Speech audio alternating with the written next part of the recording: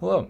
In this video, we're going to go over the very basics of lighting in Unity and what the different types of light sources are and a couple of little tricks we can do to make our scenes look a lot better. So let's get started. I have a very basic scene here, a couple of cubes that are different colors, a couple of materials that are different shininesses, and just some plane that has a default material on it. So let's take a look at what the lighting is sort of baked in by default, what type of information we have. We have a directional light, which is the only light in the scene. But is that true? Is it the only light in the scene? If we turn it off, everything should go pitch black because there's no other lights in the scene. There's no illumination. Everything should be completely dark, and it's not. And that is the first thing to understand is that we have, Unity has by default something called environmental lighting. The scene has settings that will just illuminate every single game object. If we look at our directional light that is casting these shadows, we see the shadows are blue. And that little blue, where did that color come from? Why would our shadows be blue? Shadows aren't blue. Well, it comes from the sky. Just like in real life, on a sunny day, your shadows are going to be blue because they're going to be illuminated by the sky, primarily. Here in Unity, we're doing the same thing. These things, the shadows are being illuminated by the environmental light, and then the directional light is adding on top of that and giving us our primary illumination on these objects. So let me just delete that light, and let's mess with our environment lighting settings first. Where are my environment lightings? There's no component here. They are part of the scene settings, so we need to go to our window, rendering, lighting settings, and this is going to bring up our lighting settings for the current scene. And we can make a new lighting settings. What's that? Oh, don't click that. We just have an environmental tab, environment tab right here that has this all the settings that we want to mess with. The most important tab I think in this is under this environment lighting setting is the source. I think if we change our skybox source here, we have two other options. We have gradient and color. And they both do the same thing. Color is pretty clear. I think it just illuminates objects from every direction with a solid color. And the gradient illuminates the sort of from above and from below and from the sides with different colors. And that tends to be pretty useful. So we could have like a very soft yellowish here and a very little tint of purple in the shadows. And maybe we can start playing with some color grading and things like that. To make things simple visibly, I'm going to change it just to color. And we're going to change it to like a deep, like a dusk, like a purple. So if we see purple in our scene, none of our objects are purple, none of our lights are purple. We know that must be coming from the environment lighting. Also, as my grandmother was a watercolor painter, and she always taught me that like there's no black, just very dark purple. So anyway, we can close that. We have our environment lighting. Let's bring back a light. So I can right click to add a new object, just a game object with a light component. We'll start with a directional light. A directional light simulates the way the sun behaves. It simulates rays of light coming into our scene and bouncing off of stuff and hitting the camera, just like all the other lights do. But this light source that this simulates is infinitely large and infinitely far away. That means all of the light rays that it is simulating are parallel, which is how it does that. Since all of these objects are the same distance away from infinity as each other, they're all going to be lit the same amount. So it doesn't matter where in the scene I put this light source. I can move it around however I like. It's not going to change the actual lighting because its position is not being affected. It's lighting as if that light source is, in the direction that it is rotated. We can, rotate it, but it's infinitely far away, mathematically speaking. Just like the sun is. You can quote me. The sun is infinitely far away. Let's turn shadows back on. So as I rotate it, we can see that does have an effect. And that is that's one type of light, is the directional light. The other ones are a little bit more obvious. Just by looking at them, we can see what they're doing. A point light is casting light in every direction around it. And as we can see, the things that are closer, this side of the blue versus the far side, it's closer, it's brighter. If I move the whole light further away, the closer side and the further side, closer to being the same brightness. Move it closer. And more dramatic light fall off. So our light distance is something we deeply care about when we set up our scenes with these types of lights. In addition to spheres, we have point lights, or sorry, in addition to point lights, we have spotlights, which we can have lots of fun with. These we use all the times in our scenes for, overhead lights. We can give them a pretty wide angle. We can, but then not casting light like into the ceiling and around in places we maybe don't want it as much. All of the light settings, directional, point, and spot, have and area have a color setting, which determines the color, of course. And black, you'll notice, does not list as if the light is off, and white is totally bright. What it's doing is it's multiplying the light values by these RGB values. So when you multiply it by like 111, totally bright, multiply it by 0, might as well be off, because anything times 0 is 0. So we can tint light in that color that with the color settings. So those are the types of light, but those aren't the types of light sources. The three types of light sources are environmental light, real-time light, and baked lighting.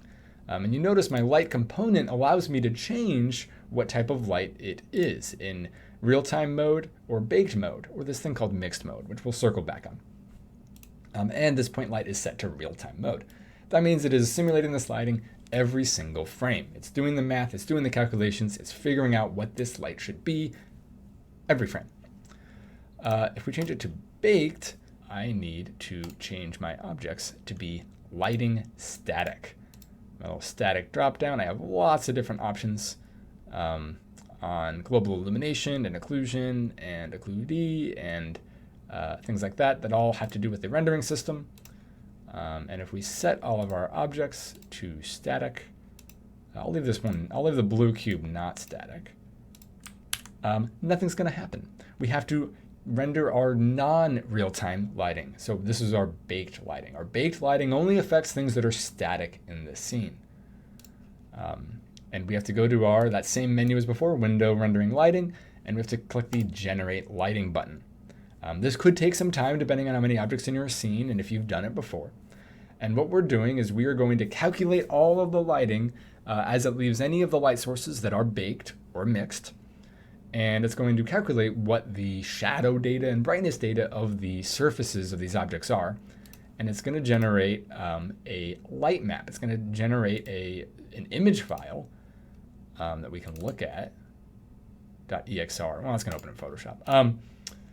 It's going to generate this HDR image that we can, the system basically overlays on top of our regular lighting in order to make it look better.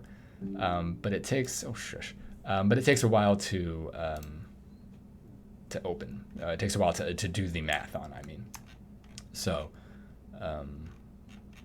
here's our lighting. How do I zoom in? Here we go. It's been a minute since I've used Photoshop.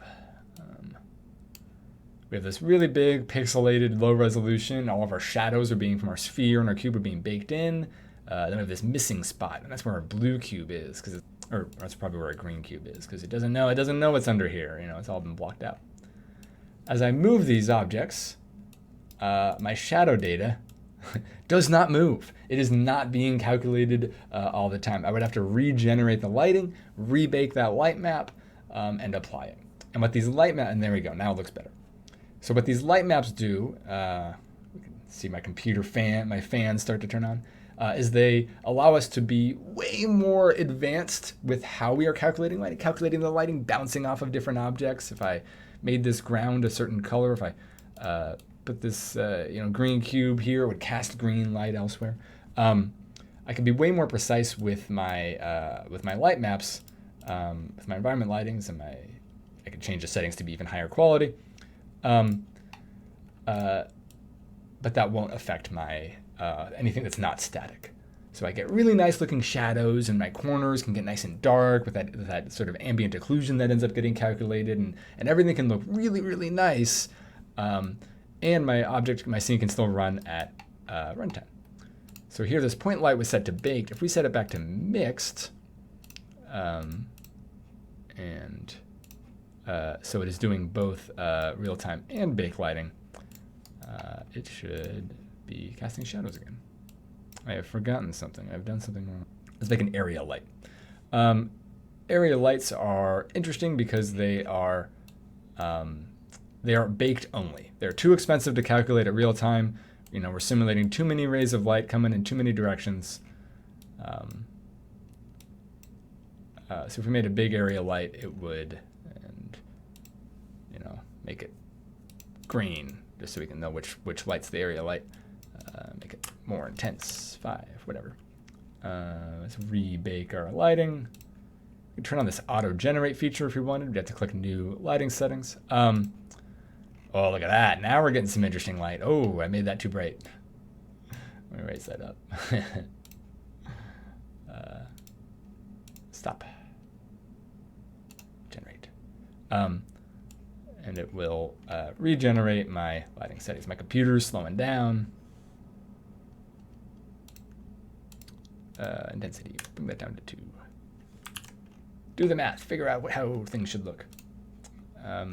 So anyway, now we're getting some really interesting light. Now things are starting to look a lot better, and we're using that bake lighting.